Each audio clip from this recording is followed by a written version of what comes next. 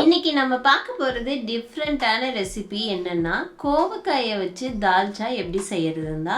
Hi friends, welcome to Sam's அடுப்படி.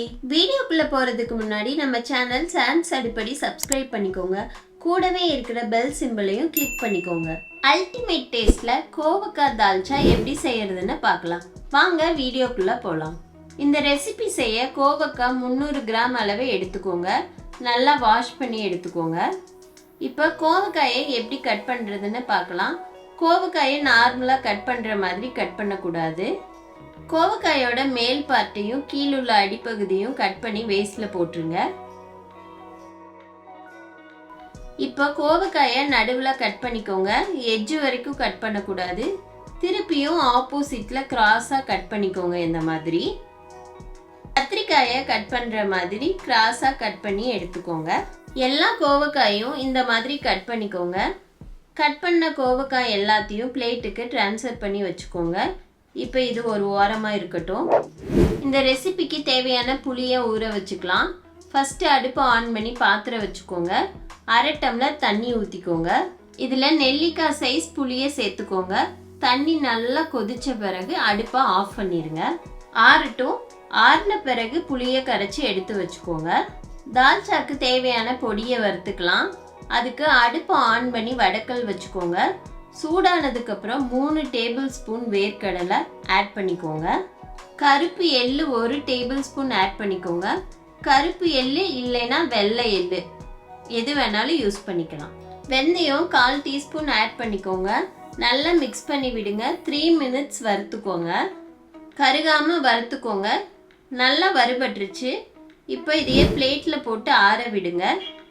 ஆறினதுக்கப்புறம் mixie ஜாரில் போட்டு தண்ணி எதுவும் ஊற்றாமல் ட்ரையாக அரைச்சி எடுத்துக்கணும். இந்த மாதிரி ட்ரையாக அரைச்சி எடுத்துக்கோங்க.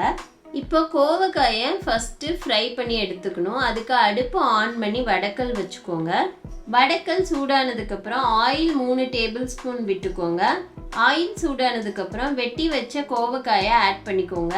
அடுப்பை மீடியம் ஃப்ளேம்லேயே வச்சுக்கோங்க. நல்லா ஆயிலில் கோவக்காயை திருப்பி விட்டு ஃப்ரை பண்ணி எடுக்கணும். 5 மினிட்ஸ் ஃப்ரை பண்ணிக்கோங்க. ஃப்ரை ஆனதுக்கப்புறம் ஆயிலில் இருந்து கோவக்காயை வெளியே எடுத்து பிளேட்டுக்கு ட்ரான்ஸ்ஃபர் பண்ணிக்கோங்க. ஃப்ரை ஆன கோவக்காயை ஓரமாக வச்சுருங்க. இதே வடக்கல்ல 1/2 டீஸ்பூன் கடுகு ஆட் பண்ணிக்கோங்க. கடுகு பொரிஞ்ச பிறகு சீரகம் 1 டீஸ்பூன் சேர்த்துக்கோங்க. குருமிளகு 1/2 டீஸ்பூன் போட்டுக்கோங்க. சோம்பு 1/4 டீஸ்பூன் ஆட் பண்ணிக்கோங்க. கறிவேப்பிலை கொஞ்சம் ஆட் பண்ணிக்கோங்க. ஒரு பெரிய வெங்காயத்தை பொடியாக கட் பண்ணி சேர்த்துக்கோங்க. நல்லா மிக்ஸ் பண்ணி விடுங்க. வரமிளகாய் 2 எடுத்து கிள்ளி போட்டுக்கோங்க. உப்பு 1/2 டீஸ்பூன் ஆட் பண்ணிக்கோங்க. நல்லா மிக்ஸ் பண்ணி விடுங்க. ஃப்ரை ஆகட்டும். வரமிளகாத்தூள் 1 டீஸ்பூன் ஆட் பண்ணிக்கோங்க. உங்களுக்கு காரம் அதிகமாக வேணும்னா இன்னும் கொஞ்சம் ஆட் பண்ணிக்கோங்க. மஞ்சத்தூள் 1/2 டீஸ்பூன் ஆட் பண்ணிக்கோங்க.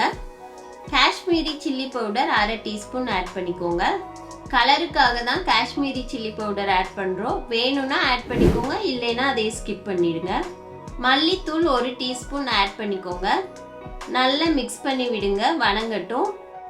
ரா ஸ்மெல் போன பிறகு ஃப்ரை பண்ணி வச்ச கோவக்காயை இதில் ஆட் பண்ணிக்கோங்க.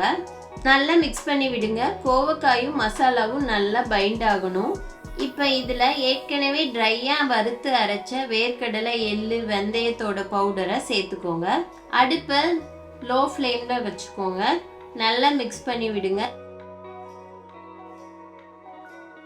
இப்போ இதில் கரைச்சி வச்ச புளி தண்ணியை சேர்த்துக்கோங்க.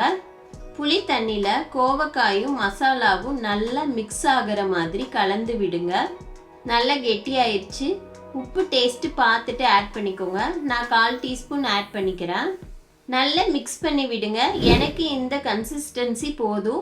உங்களுக்கு சப்போஸ் லிக்விடாக வேணும்னா புளி தண்ணி ஊற்றும் போதே கொஞ்சம் தண்ணி அதிகமாக ஊற்றி கொதிக்க வச்சுக்கோங்க.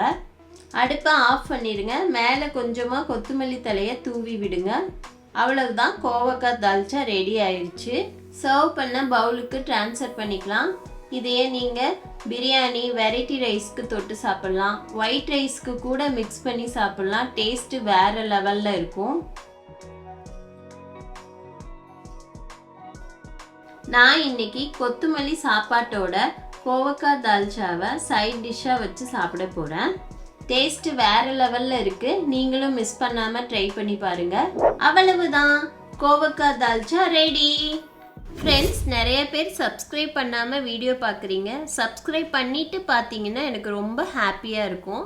எங்கள் சேனல் உங்களுக்கு பிடிச்சிருந்தா சப்ஸ்கிரைப் பண்ணி சப்போர்ட் பண்ணுங்கள். தேங்க்யூ.